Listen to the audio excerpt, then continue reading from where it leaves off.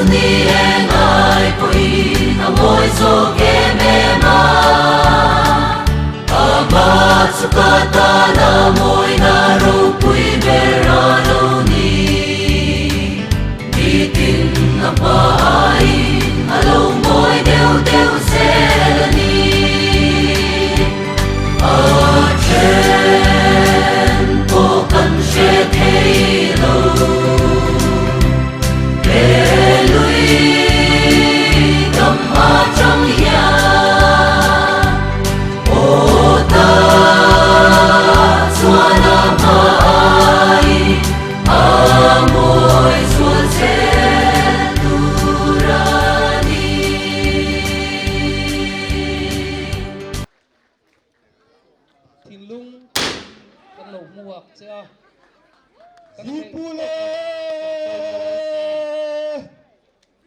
Masaile kapasalo raksibaulo kontale timallave kuanoye raitoye nakume urpuyan santire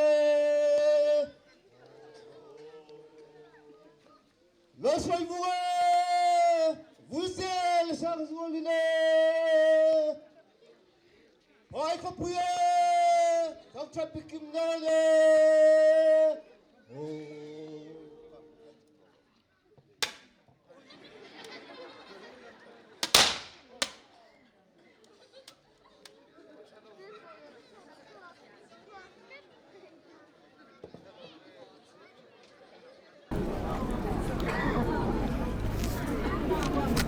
Wala. Pusi la soi bunga. Mapai kot lang di puitan. Thiên lung lệ ril ru takin kan lo choi moi chain kan lo lom tak meu che ni. Le program toy te kan này ya. Program om chung chuanin mi puitan. Program om chungin mi puite lo trin lo wilangin ti kha kanin ngen masa ni e masa in welcome speech min soi sak turin pusi zakang lava ilo so mangu Puchermen kalome pusil soi vunga vapai tlangwal anau panlaya lungpui narnia nilum ai thin sai ro lung puya polon to ngai kha ram khek tlanga thei palingko telova su sungi bona tlanga keifang lo thin vena hian Mizoram sarkara rural na insang bera afong buan tu poimo berte zinga mini in ipian na khuale tui leilung iron rapleta ikhuale tui te hian thinlung takin kan lo lom chea nasa taka choi mo che kan duwa ma se hi kan clean to kania kan clean to min pom sak kan duwa kan ngen cheni ibalam honatan nama base na sang tak kan neya keima ni tan nilovin imalam huna hlotlin na nasazo midang titana in pekto thinna chumile tam taka in pethei tura mal som na idon kan duwa kan dil sakche ani itaksa risel na lo thazel sela ithin lung midang titana in pethin kha nasale zuala in pek theina turin remchang siam sak thin tu che pathian hne na kan dil thin kha vena hian kan dil non le ani rural na thu thenga thu tura itling ti kan riat khan va phai khomi pui hi aruala kan lom rual bertum ani ome party angin ZPM an loma part ki dang chu khotlang ril ru puin ZPM ni vekher lo poin an loma vote nei ve mi lo ral tlan te pon lom ni mole khotlang hi kan lom rual tak taka hetiang tluka va phai khotlang aruala kan lom hi alom om love re lo te a cabinet minister din huna hlan kai ini ti kan an khiat phei kha chuan kan lom na kha kan hnuk no pat chuak zong in ahan her dang lama khobil huat sap ru phrang ate lom thu soina kan chiar seng lova kalunga chiani kalom lu tuka kalunga chiani ti tong kam pos kan hutame ema tu man kan ti der lova khotlang mi pui hi kan lom tak zetani thuizo keima mi malin kan ngai tu phei chuan he khosa tu pumitin liana tu chuan he khotlang nei tu chumi tu chuan te zinga mi hetianga khotlang mai ni lo state puma ro rel na rin huna din mun poimo ahan lua hi a om katia amoi katia aru pui zual katilia hi amaya chu mi dang point soi chua khau si lova kan ril ru in trom tlan ni in ka ria va phai khotlang mi pui te hian thei to chuin kan lom na kan lan tira be seina kan nei kan lan tira kan be seina hi he khotlang tan le mi mal tan ni lovin i malam hun kal le zel turatana atha per du sakna wanga pathian hena tanga tan puina idon le zual be seina ni he khotlang hian thinlung takin kan lo lom mache lome pusi zakang lova kan lome tuna chuan tong trai turin pulal thansanga upalal thansanga vice member ilo somango chung trai ngu lalpa kan pathian vapai ko chung trai na chang turin mi te mu sit tiriam voitam taklo to he vapai min mangai ani ti kan thia lom thu kan thila che nangina zorampum puya harorel sang bera thutur vapai ko chul chuak min pe a voini an chung ko bilemo party bilemo mangai tur ni lo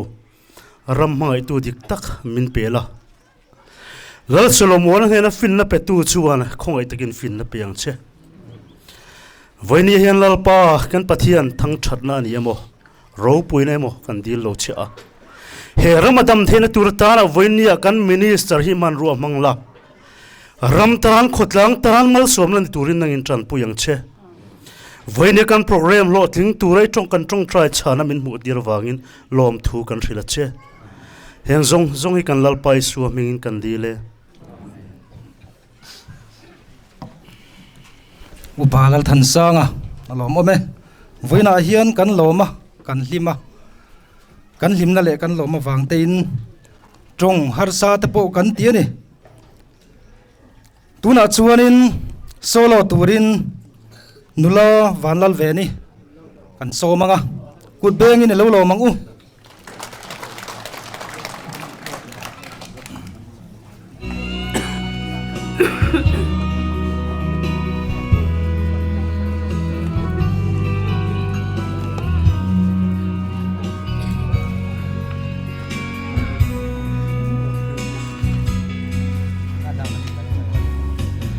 O ka pianale ka seilen ram anh vang nghe lâu rùm lê du thu lên sam xoal vang em lâu ni hết đi cô vậy nát lê thâu la ding ta che iliam adame itha chung te a kyang e mutiang hoi lovin ram kal siam ta che qua về ila ching e ya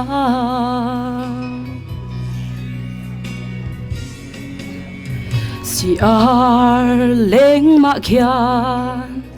lam tuang an suya si giang qua bung bu e kan tan qua avar coffee lâu cha te thâu ru lệ igal lang u thâu la ding ta che iliam adame itha chung te a kyang e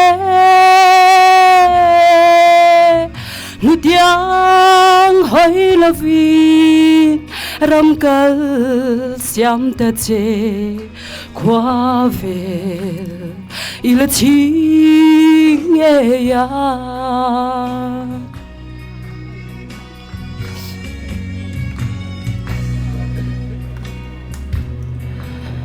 thiên lai dinh ria ye min chim tu chu da pheng roa cheng rang ro la ao an môi bui si lo gian mu chin har nghe ye thâu la ding ta che iliam adame itha chung te a kyang e mutiang hoi lovin ram kal siam ta che qua về ila ching e ya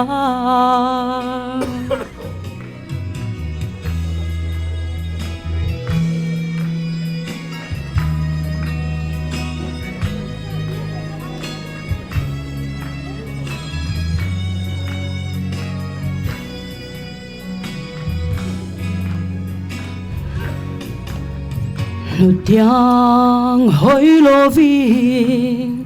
nhil dài re lila kan hiam lui te dam ro se qua sang ta le qua kan la yang e tu na hian ikal lang u thâu la ding ta che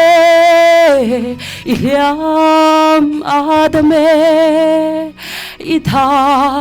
chung te a kyang e mutiang hoi lovin ram kal siam ta che qua về ila ching e ya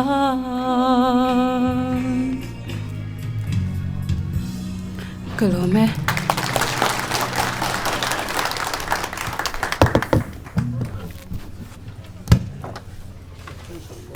lama ve ni kan lon tak me bani etuna chuanin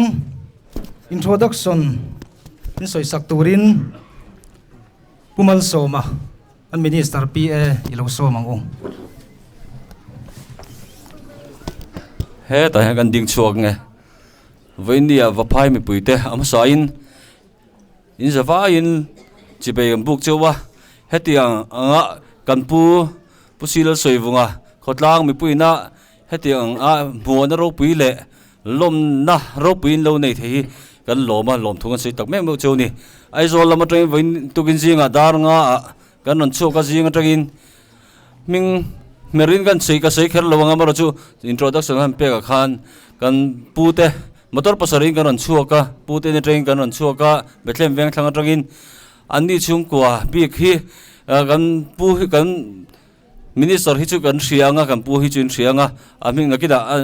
ama kan ding tir tok lo menga anu pui pi wal lian pi ma lian en ding sela pi ma lian ni chuan aming pung ko sei lo mayang o parikha omem khila man chhoni chu ani le aizol lampang tanga rongkal zong zong kha ding te u ti khan kan ti mai nge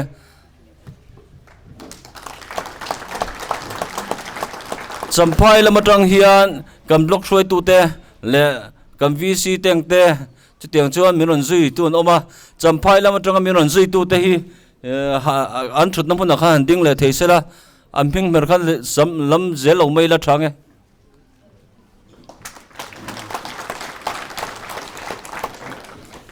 voinia hian general headquarters JPM general headquarters atanga kan throi tu kan secretary teng te miron tel pui thea zela kantia zorom sang zela ania aban ham pharsela zela kha headquarters sa kan publicity secretary ni e chuan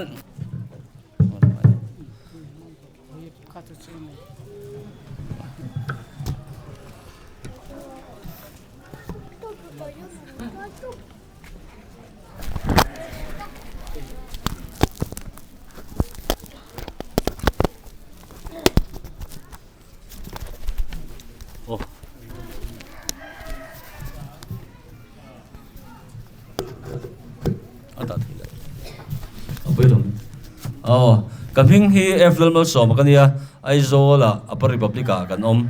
ani chu jong chu ni sela ti mai kan nem aizol lampang ti mai kan nei lo tro bethem bel thang kan group throi tu te kha anom nung an ding le ta se JPM group throi tu te kha ta jong kha aizol lam tang rom kal thei di chu kan ni amping mel khang kan ti ta lo ni lo me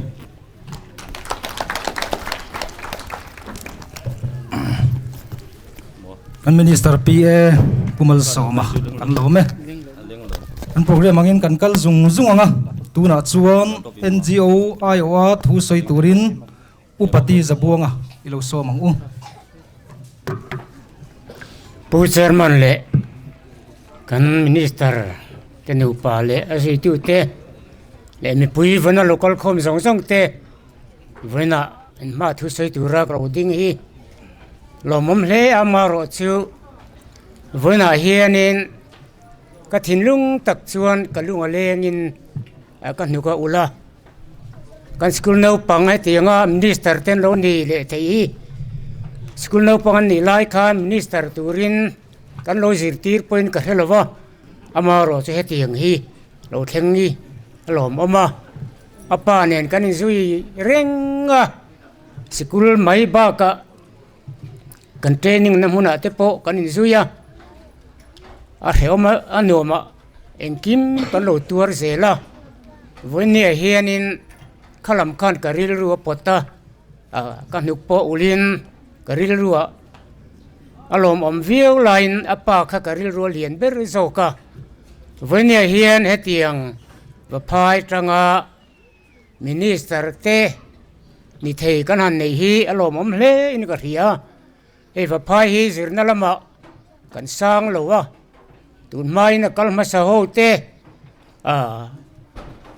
sarkar na sang thok po kan om lova amaro chu ko then oma tang ro chuan sarkar na sang thok theile NGO te na khotlang mamo anju then na tur le VC te poina anju then na turin khó tránh nó mà chuan dù mà chuan tu ran này trả cái này rồi chú con hãy sắm em anh đi cái tiếng anh đi la ya với nia rồi chuan cabinet minister ni thầy hiel con anh này hi alo mum tak me va với nia hiền cái này NGO ho UMA te MSCP te MUP te hi ajun nar ngun tur pole kan mamo te jithen ngun tur ber kan nia chu wang chuan voi nia hian alom ber tur po kan nin ka hia tin ma ni khua tlang nel taka kan zu biak ve thei tur kan han nei hi aro pui tak mewa voi nia hian và phai khua na lo tin na kan nei mai ba ka NGO ho point voi nia hian mai uan na tur le kan ruai tu te kan ram ruai tu te kan mamo je thlen na tu thatak mai kan han nei hi a thamun thak em mani chu vain voi nia hian kan zawaya kan lom rualin a big takin NGO te hi minister te dor tu tur kan ne wangin kan lom tak mewa voi nia hian tinga va phai khua mi le sa ro re la sa nga han thu thei kan an nei hi thin lung tak zetin NGO hi kan lo mani ti kha kan soi thei tok ne mai ro se lo me upati zabuanga kan lo me han cabinet minister pu sil soivunga kan kau chu main hayama pualin naktu ka khotlang in ruai buat sei dona nakina khotlang tlang au mangin kan lain riatir thobanga tuna hian kan han puang zar lok duwa chung kotina tanga mi pakhat thau kha kan in som dona tin in pui pu upa silal sai lawate na naktu ka program man turani a chundar som pania tran turani dona ngai poi mo ilangin naktu ka hun lom om tak hun lim om tak mang vek tur khanin kanan som masa chu ani le tuna chuanin vaphai khuaina MLA kan nei masak ber chu mei pialama cabinet minister tling phahial khopa nin mun sang ho pha miro pui vaphai ko chul chuak hetiang ang hi kan mei chia te hian min rin sak le tong em ti ngai tua na tur thui tak om chung komal chawahlim na ni lo khotlang a hlim na tak meu min thlen tu pusilal soivunga tuna thu soi turin ilo somang ong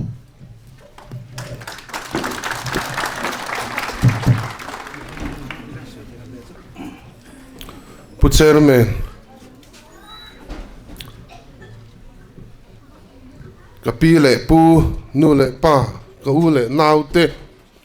tu le fa zong te champaya tanga min lo toyon tu kan block president te nu pa le kan ho tu te tin khobung video office atanga min lo dong song tu na thok tu du om tak te tin ven him na lam na min lo tho sak tu te le voini a hian in zawaya chunga lom thu ka soya hei kan ril ruwa tira kan in ruwa man dan chuan mani in puya ho chho tur mani khua a ho mai tur kan ni a kan in hria ta wangin aizol lama po sarkar lam po in mian ron zo po in kan khua a kan in puya ka hong don boi pui tur ko om lo ve ti in ka lo chang mai zela anni point min phret hiama ama ro chu hei kan lo hong chawa champaya kan lo lu ta ruan tlanga hei kanau te nu pa mama te nu pa in ka pualin sial lo tala puar takin kan ron eya chu mai po ni lovin no pangte te ten thiam takin nam lam te lo en tira kha kan ngai tua na om phak mia lo thil mangai na le du sakna a min lo choi moi na ni a ti chon ruan tlang atangin hei kan lo tlan phei le a hela ya ka pian ka seilen na mun ka khua nge ya ti tak maya mangai na nen du sak na nen min lo dong song hi amak ka tia hetiang hi kan ngai tua na om phalo renga mani khwa mani in puyalo hong mai tur nia kan in nga ya mara chu voi nia kan ni na ang to kan thlen chin ang anga min lom puya min du sakani ti ataka ka mu hian a ro pui ka ti a lom thu ka soi molani kan local dana chu tiang chuan ya wangin department lam mi te po tuma kala trul love kan khwa a kan in puya ka hong mai dona nia chu wang chuan tin department lam mi te po tuma an local lo ani kha kan soi masadua ti chuan hei kanau te kan u nau zang kan lo chawa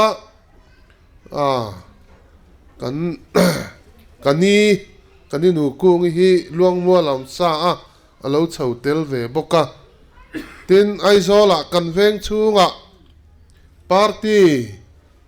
le party lo po min tuam hlom tu englai po min back up tlat thrin tu ka thian ten motor min ron khal saka chu tiang chuan voini huna hian min ron man puya ka thian pa ngoi te po kan zinga lo telani heng te wang po hian voini hian lom thu kan soi ma sadu ani tin hei kan in thuam dan hi min khathiam mai ro min ngai dam mai ro kan bei sei phak lo lutuk kan ngai tua na po om phalo helaya kan khwa tenge in min lo pe kan ron in thuam dan ro hi chu kan in tharung khop maya in ni hriat thiam na kan dil du bok ani in zinga kan soi du chu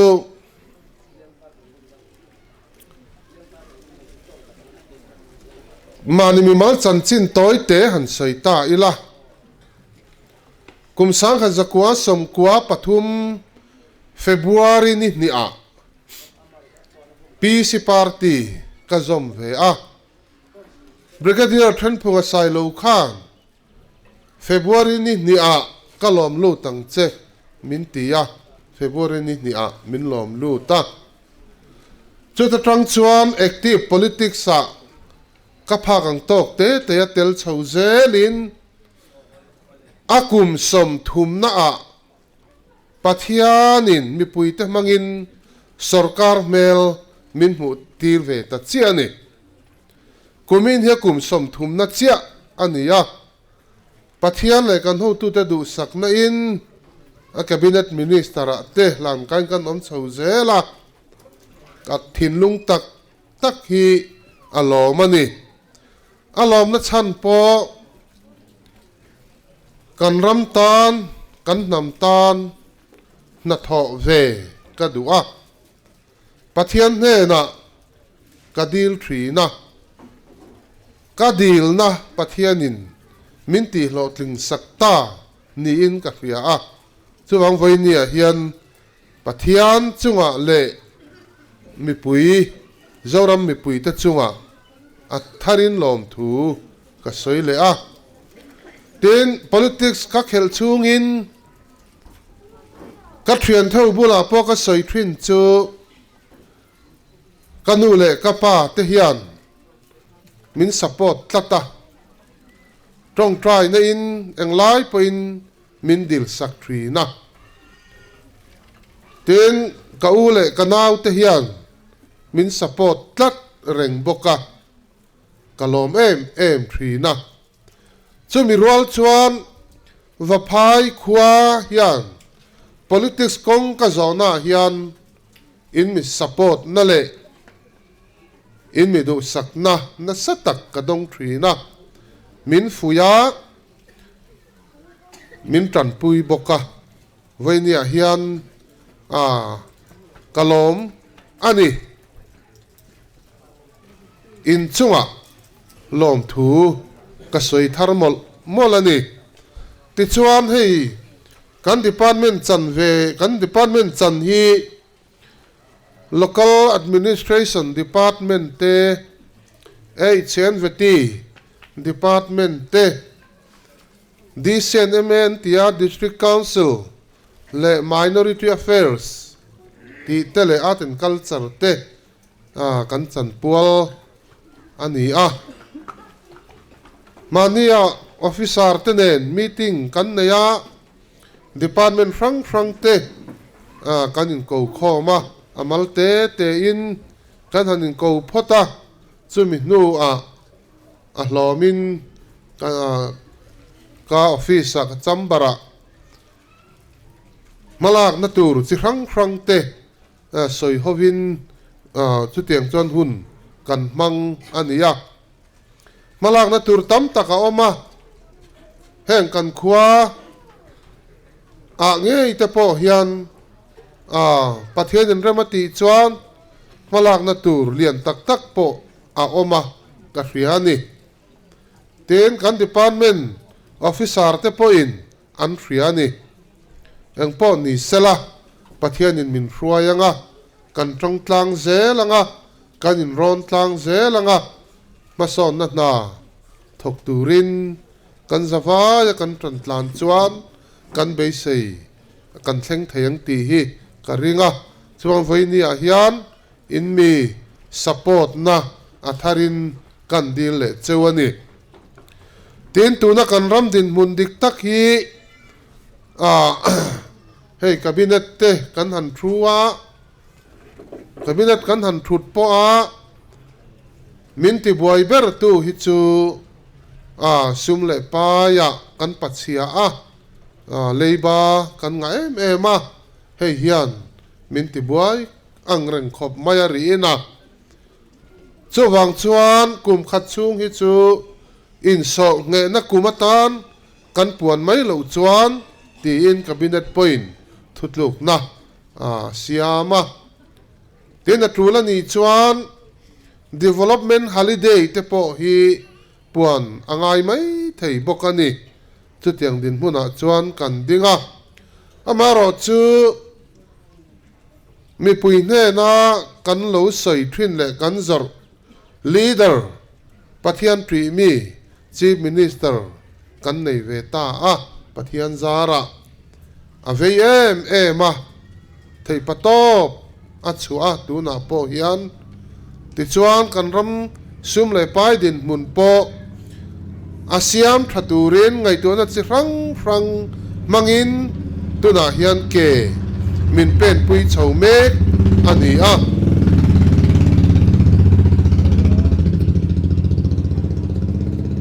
pathian khongai na in kan har sat na le kan phur ri thi chu zoi sut kian thei po kan in be sei ani ti chuan hemi kara hian mi pui te hne na kan ngen du chu kalphung thar mi pui sarkar alo pianga he sarkar hi mi puin kan be sei hle ani mi puin kan thlir thup ati thei ani engemo mu be sei le engemo thil loin her chuak tur om nianga ya be sei na ne he sarkar hi mi puin kan thlir thupa chu sarkar po in afia a cabinet meeting kan nei nu nung bera po a kan thutluk na hi chu keini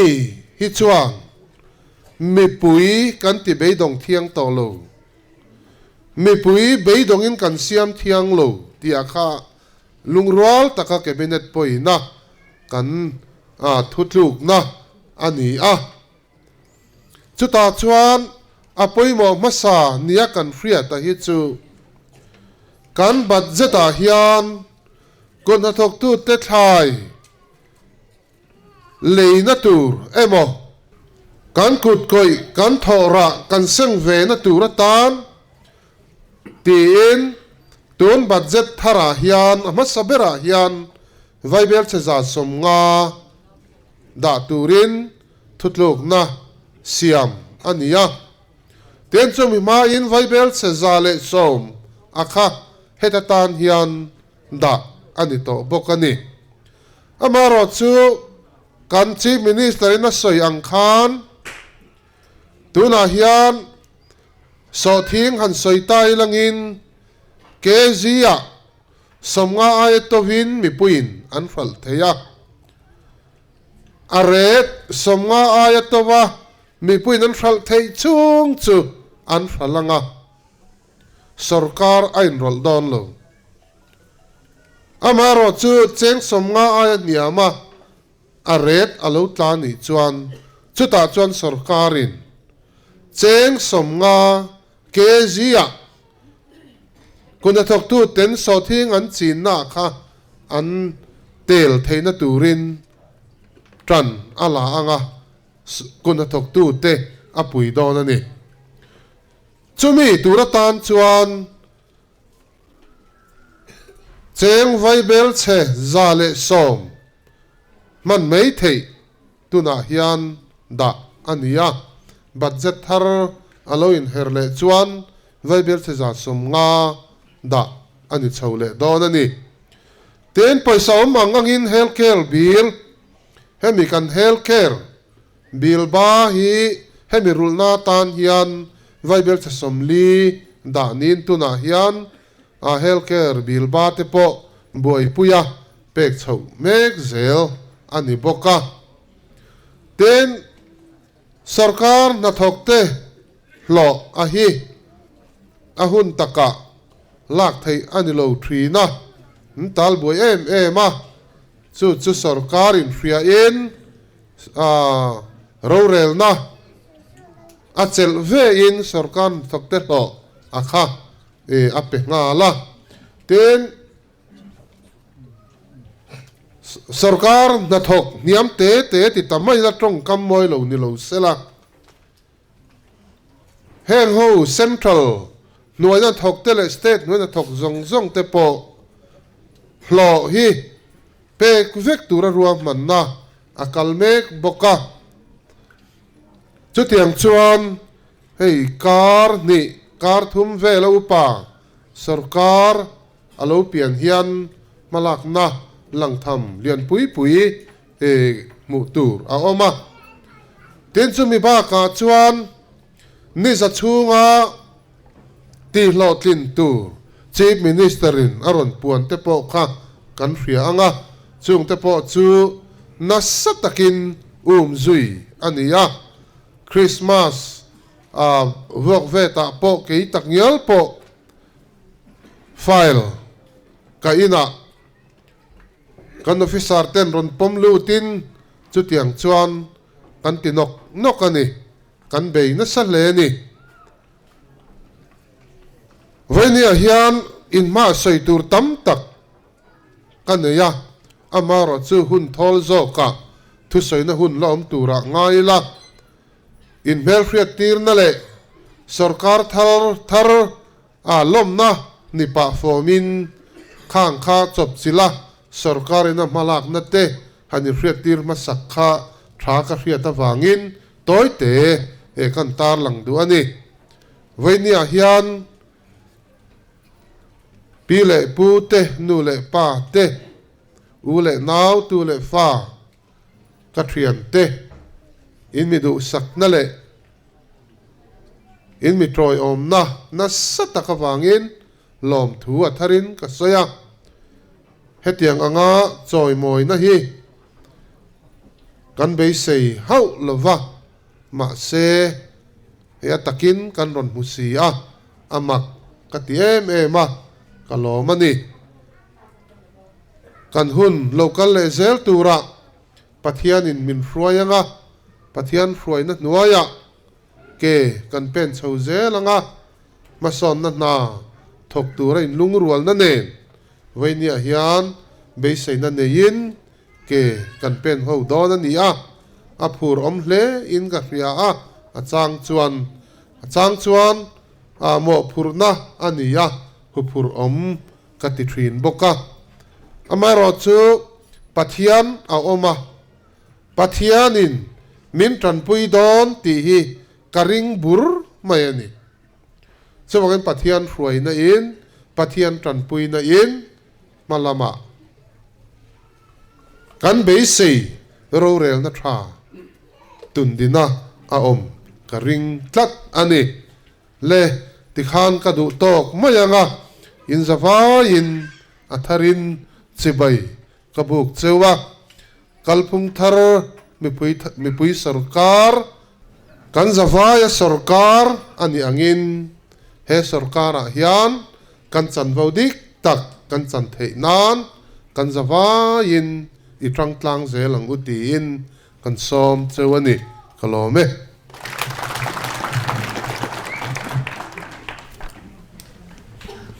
Cabinet Minister Pu Si Soivunga kan lom tak meu ni le tuna chuan vote of thank in soi sak turin pusi lalrem ruata VC Treasurer ilo so mang hei voina hun thatak mai kan han mang theya pathian kai thoi na zar liu ni ti kan thria alo mom hle ni hei vaphai khuwa in vaphai ko chul chuak cabinet minister kan nei hi engtika nge choi moi na hun kan manang hun rem chang acting nge kan nei thayang tia ro man na kan lo nei mek lain hei kan khot langwal dik tak mai pusi lal soi bungan hun rem chang tak min ron siam sakhi alo mom kan ti le ni ama ron troyom tu mun sang sang ron troyom tu te hun le tha senga in ron troyom na lom thu kan soi bukani VC ten ngai tu na tam tak sengin program kan han duang ve ni ta chuan welcome speech min soi sak turin pusi zakang lowa kan han soma announcer na min tho kop se kan han ti boka kan ngen na te aron ti lo hlin na wangin kan loma hun chop chil takara ka solo turten kan han in soma kha te kha nula ma venin thatak mai na ron ti lo hling theya lomom kan tia lom thu village council ko te chuan kan soyani NGO ayo thu soi tura kan som te kan som puti za buangan thatak mai na ron len theya lomom kan ti le bokani hei program kan han man hian kan khuwa vaphai hian in chuo kho mi kan har sate me maya min don troyom tura kan som NGO rang OMA MHCP MUP GNSA VDP te ko chuga sarkar na thok rang zirna ina zirtir tu te agri beti department na thok te le hei VPEX ye kan riat lar mai Vapai Agriculture Credit Society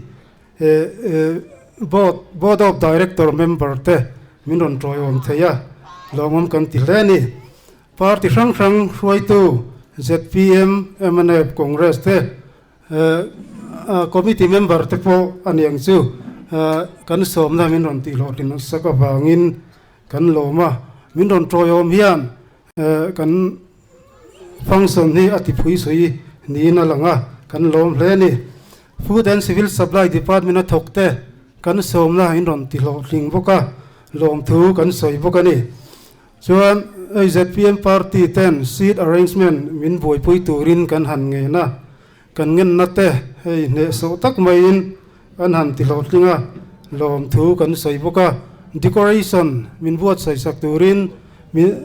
MHCP te kan han soma an na len an na len te hi kan lom le ni chuan a to ber tan chuan mi pui papai ko tlang mi pui te in mi troyom na zara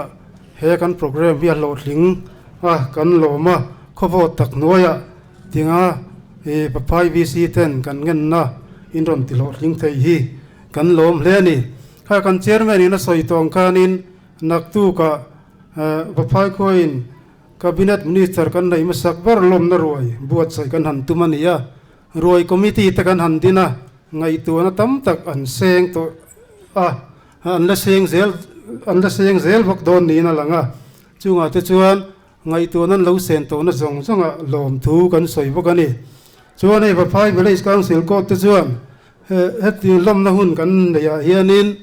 nge kan tiom tak lo ti lo te pho kan nei mai theya lom te soi na tur kan han nei ta ga te pho khan soi na om tur ta ka soi lo na kan lo nei mai te ni khan min riat thiam na kan deal bok ani e ka lo me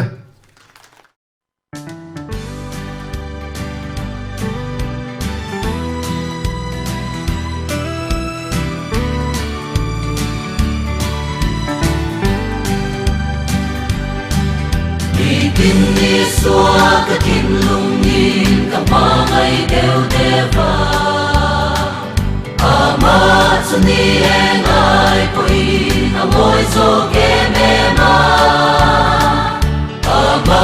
sukata na moi na ro pui verano ni tin na ba ai alo moi đều đều se ni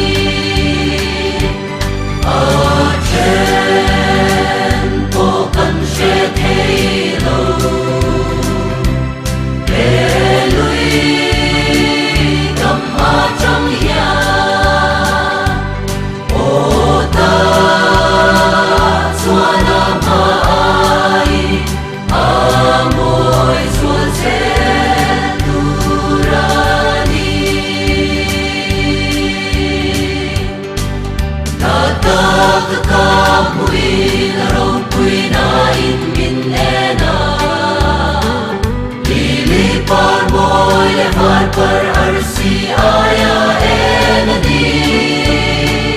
kadun te ati khati lati lom deu deva titin amai alo moi deu deu seni achen po kan she thelo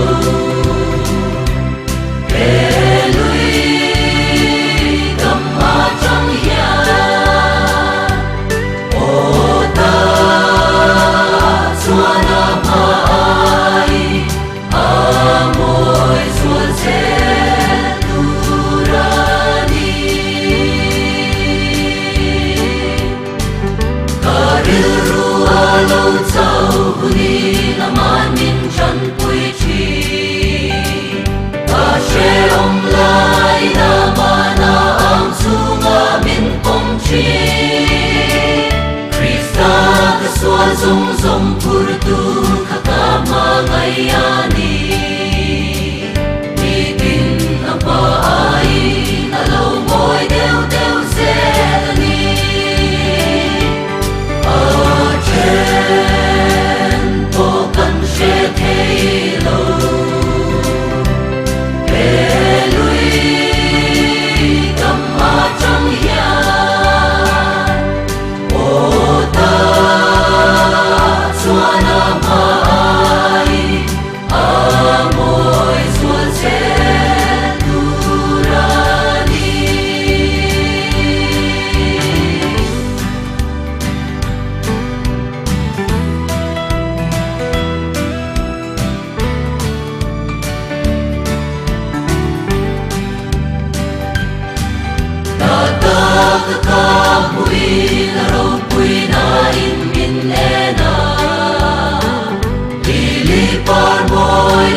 पर अर्सी आया एनदी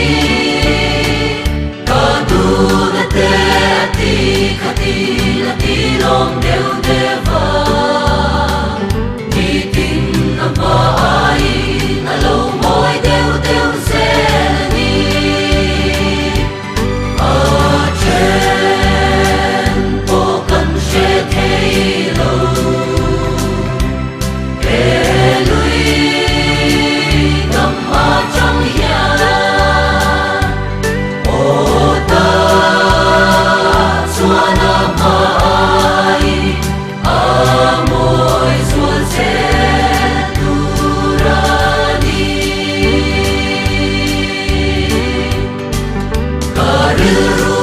lâu châu huni na man min chan pui chi